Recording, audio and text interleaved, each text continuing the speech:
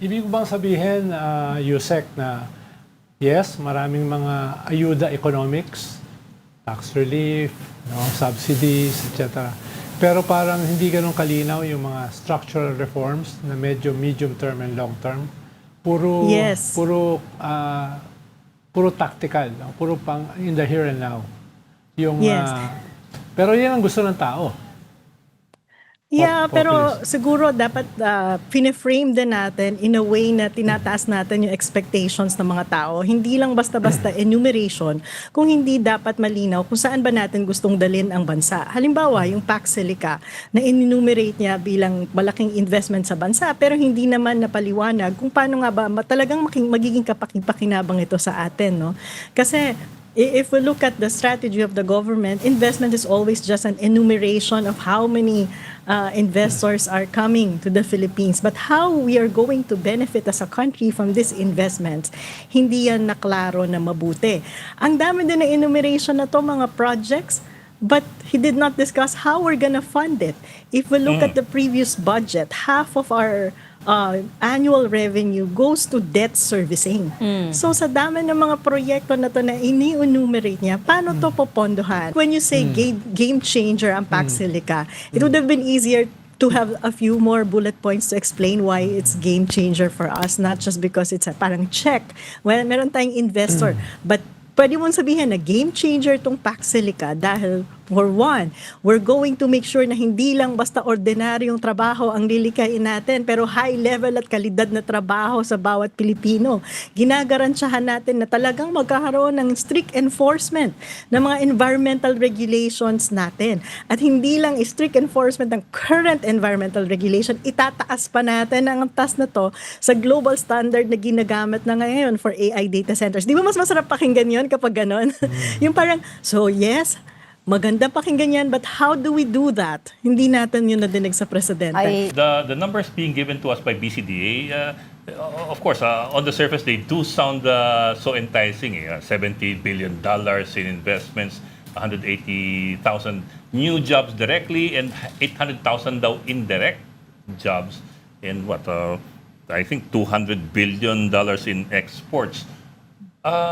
So it does sound very enticing. Pero realistically, do we have the infrastructure and can we build the infrastructure necessary in the next few years to be able to accommodate all the power and water requirements of Pax Silica? Alam Di ba pa yung nyo, labor? kailangan talagang himay-himay yan because it's easy to promise jobs eh. Pero Yeah. ano ba klaseng mga trabaho yan? Because for example, there can be thousands of jobs created sa construction level kapag tinatayo pa lang yung economic zone. But talking about high-level jobs, yung mga highly technical jobs, ilan ba talaga yan? Because AI data centers are not really job creators. Konti lang yung ginagawa dyan kasi ano na yan eh. It's the machines. Automatic na yan, diba? So, how many people do you really need to run a data center? Baka naman janitorial services or auxiliary services na talaga yung mapuproduce natin, diba? Kaya dapat hinihimay-himay.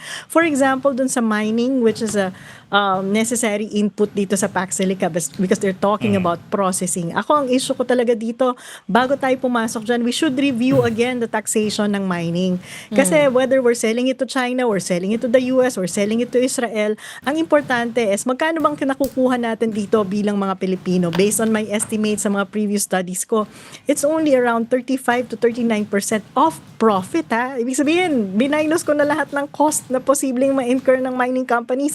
Maximum 39% lang nakukuha natin as government, as owner of the minerals. For in other countries, nagre-review na sila ng mga policies dyan. At tinataas na yung tax to as much as 50 to 60% profit share. So dun pa lang, sa usapin ng pagbibenta ng raw materials, ay agrabyado na tayo. Paano pa yung mga susunod na antas? We see yung mga ganitong processing nangyari sa Indonesia, and that's why for me it's very important na himayin kung anong klase mga trabaho. For example, in Indonesia, they had processing. It's very Chinese driven kasi Chinese investment yung pumapasok doon. But if you look at the jobs that were made available to Indonesians sa mga processing plants na to, sila yung mga drivers ng dump truck.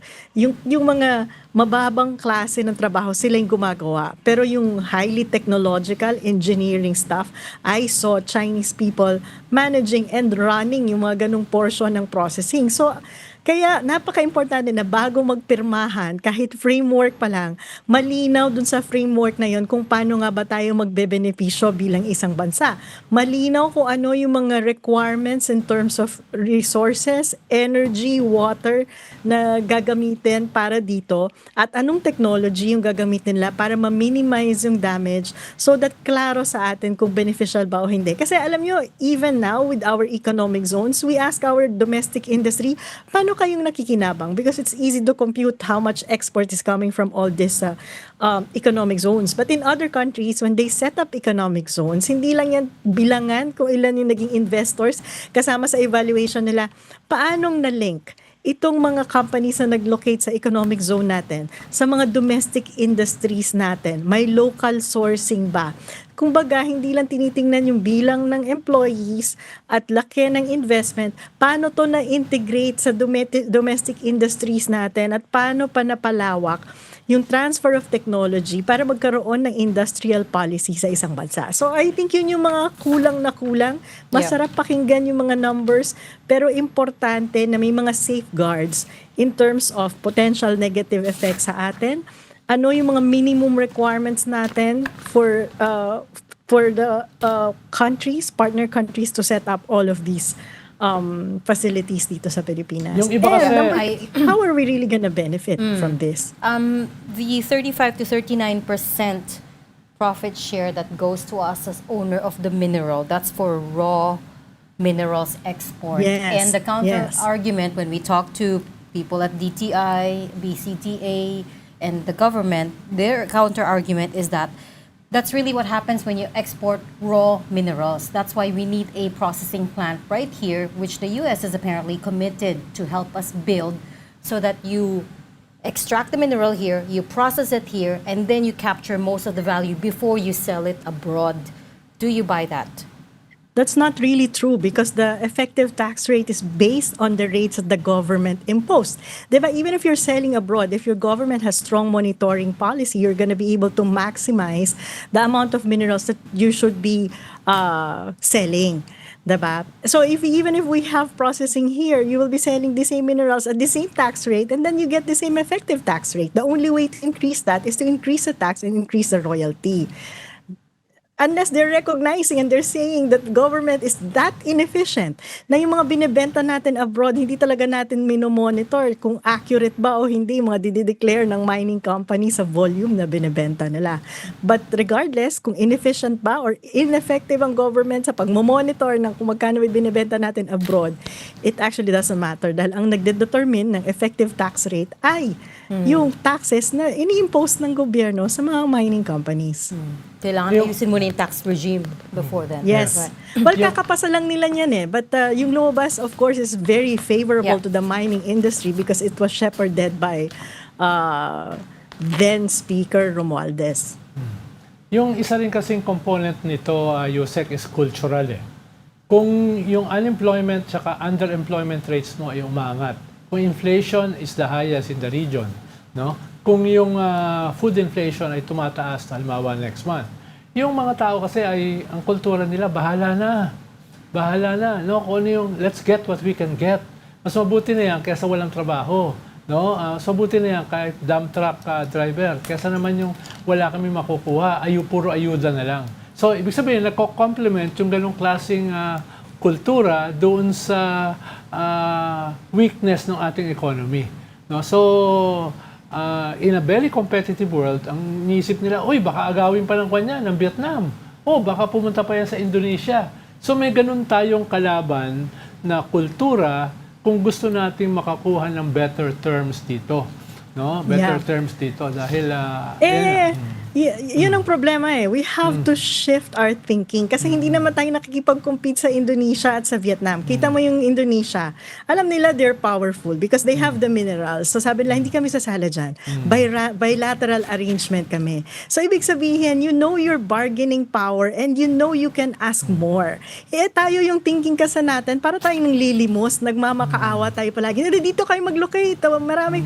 Tayo yung may minerals bakit hindi natin naiisip na tayong may bargaining power to actually ask more for our people? Hindi yung lagi na lang natin sinusurrender. I understand sa mga Pilipino, importante yung may makikitang trabaho, etc. But that's a moral responsibility of the government dahil sila yung mga politiko natin to actually make the right decision for the country. Hindi lang yung dahil nag-create tayo ng 100 million jobs pero lahat naman janitorial services, okay na dahil naka-checklist na tayo sa job creation, di ba?